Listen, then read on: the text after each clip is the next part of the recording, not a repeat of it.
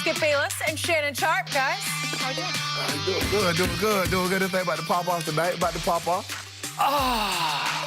Diet Mountain Dew, the breakfast of champions, the nectar of the gods, and I just won another case because of my hero. Thank you, Tyler, hero. Yeah, he played. He was unbelievable last night. Unbelievable. I thought you had me, and then my hero happened. Yeah, unless you saw Magic Johnson's performance in 1980. Hey, that was a kid. Yes. So true. Here we go. My hero, Skip. That's good. Yeah. That's good. We will talk about his performance. Because, wow. But actually, we do have to start by talking about LeBron James. The Lakers don't believe LeBron is getting his fair share of free throws with only 10 attempts in their 3 games against the Nuggets. Frank Vogel told reporters, quote, "We're dealing with the fouls through the proper channels with the league. I think he's gone to the basket very aggressively, and I'll just leave it at that." So, Shannon, you know, yesterday you bet Skip that LeBron and AD will combine for 70-plus points tonight. So what exactly do you expect from the Lakers, Game 4?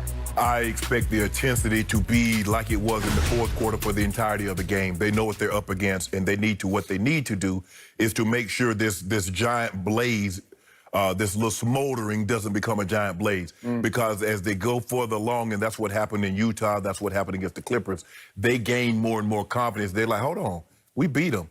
Oh, we beat them again. Oh, we beat them again. And the next thing you know, you're in Game 7, and anything can happen in a Game 7. So I expect the Lakers to come out and play with the intensity that they played in Games 2 through 5 against the Trailblazers, also against the Rockets. Skip, it's unacceptable for the Lakers to lose the rebounding battle by 17. The Lakers are the biggest team in basketball. When you consider they have AD at 6'10", Dwight Howard at 6'10", 6'10 and a half, and you have 7-foot-tall JaVale, and you have 6'8" and a half, 6'9" LeBron James, there's no way. I understand if you lose the rebounding battle by 1 or 2. That happens. But you can't lose it by 19. Not against that team, because they shoot the ball entirely too well. They drive the ball entirely too well. And you haven't done your job if you force a bad shot.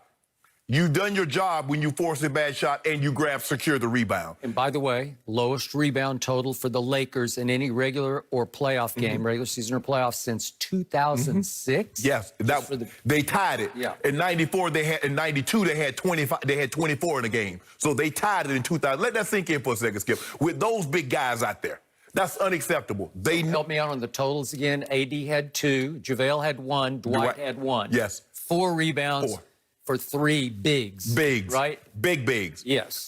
Dwight Howard is a double-double for a career. Anthony Davis, if I'm not mistaken, is a double-double for a career. And JaVale, that's what he's there for, to block shots and to rebound. He starts. Yes. Yes. So I expect them to play better. And, Skip, the reason why I said the AD and LeBron need to have 70, because I'm not sure where that third was going to come from. So it's revolving. Sometimes it's Caruso, sometimes it's Rondo, sometimes it's Kuzma. Keith has been known to have a game here or there, but that's not what we can really count on. The one thing we should always be able to hang our hats on is AD and LeBron going bonkers. And I expect them to be aggressive. I expect AD to play better. Skip, it's not that he played bad, but when you look at his stat line, 27, 2, and 1, the 2 is unacceptable. Yep. So you're going to have 27. You need to give me 15 rebounds, because you can't let Joker and you can't let all these get these second cracks at you. So that's what I'm expecting. I expect him to be more aggressive. And, Skip, look, LeBron James is driving the ball 12 times a game. He averaged 13 times in the first 2 series. He shot 8 free throws a game in the first 2 series. He's shooting 3 free throws a game in this one. Driving the ball 1 fewer time. And in Game 3, he took 2 free throws off a flagrant foul. Let that sink in for just a second. Now, you say you want to see it. He's straight training. He's good. He's doing exactly what Skip Bayless has always implored LeBron James to do. Drive the basketball. He's drive the basketball, but for some reason, they're swallowing the whistles. But every time I turn around, I see Jokic at the foul line. I see Jeremy Grant at the foul line. I see Jamal Murray at the foul line. I see all of those guys at the foul line. But for some reason, the greatest driver of the basketball is not at the foul line.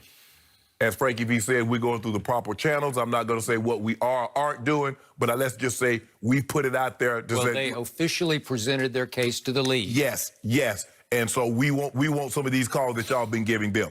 With that being said, Skip, I expect the Lakers to come out dominate this game early, and win this ball game. By what? The Nuggets always make runs at the end. I'm going to say they win by 6. By 6. And you have LeBron and AD, because we have another case of dudes on this, going for 70-plus combined. Yes. How would that approximately break down? Would it be 35 and 35, or would LeBron get 40? It might be 40-30 AD. It might be 40-30 Bron. Not sure. I'm not sure. More likely to be 40-30 Bron? Probably AD, because I think they're going to try to get. AD? Yeah, probably. I think yesterday you were more heavy on Bron. I think LeBron is going to always try to get AD going because he knows he can get whatever he wants whenever he wants. A lot of points. There ain't a lot of points, not for them two. Okay. I hear everything you just said, and I don't have big quibble with anything you just said, except I do have some perspective on those free throws that the Lakers are complaining to the league about. So I spent last night doing 2 things, watching my hero and struggling with an internal battle of head versus heart over Lakers Nuggets tonight.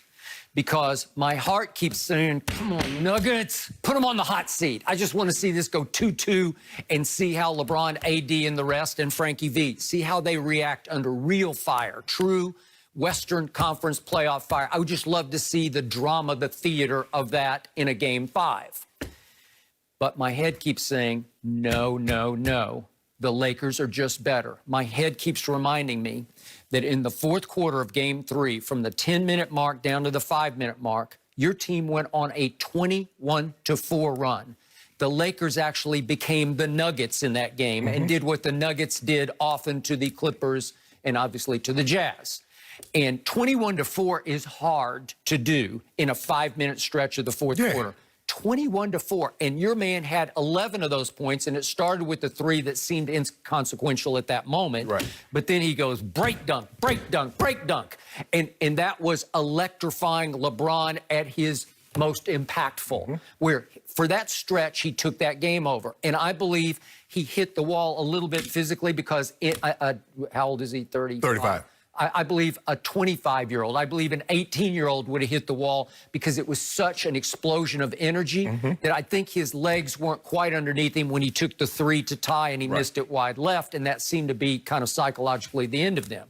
But they did do that, and they walked away from that game saying, we did do that. We had them effectively on the ropes at 101-98. We cut it all the way. And they might have discovered something, Skip. You remember in the game, and what was it, 2015, the year before? It was Golden State that stumbled upon a lineup and a defense that gave them problems, although they lost the game. They did. It stumbled upon something. So Frankie V might have stumbled upon something. Stumbled upon a zone defense featuring Rondo kind of at the point of the defense, just disrupting every dribble and every pass. And in that 5-minute stretch, it felt like Rondo took over defensively. At 6 feet, what is he, 1 maybe, 6'1"? Okay, I get all of the above. But one other head point that sticks in my craw, I'm going to bring this up again because I think it's significant. My Clippers against the Nuggets were routinely an 8.5-point favorite through 6 games. Then Game 7, they dropped to 7-point favorites because I think the odds makers finally said, okay, we got to give some respect to this other team. But they're not giving the Lakers the kind of respect that they were giving the Clippers against the Nuggets because the Lakers keep being 6-point favorites, and you say, oh, that's not that big a discrepancy, but it is, from 8.5 to 6. Skip, I think the thing is they looked at the way the Nuggets played against Utah. You can argue it's just more respect to the Nuggets than it's disrespect. After what they did to the Clippers, they're like, we really need to pay these guys some respect. Okay, but they're not saying that the Lakers are dominant in this series. They're not showing you that this is up close to a double-digit spread. They keep saying tonight is a 6-point game, which says, okay, this team's a little better, but it's not significantly better. So I keep hanging on to that a little bit. Now let's go to the free throws. Okay, for the 3 games played, the Nuggets have shot 90 free throws to your team's 78. Not a huge margin, not huge advantage, Denver. Usually you get to the line because you're just the more aggressive team. And you can argue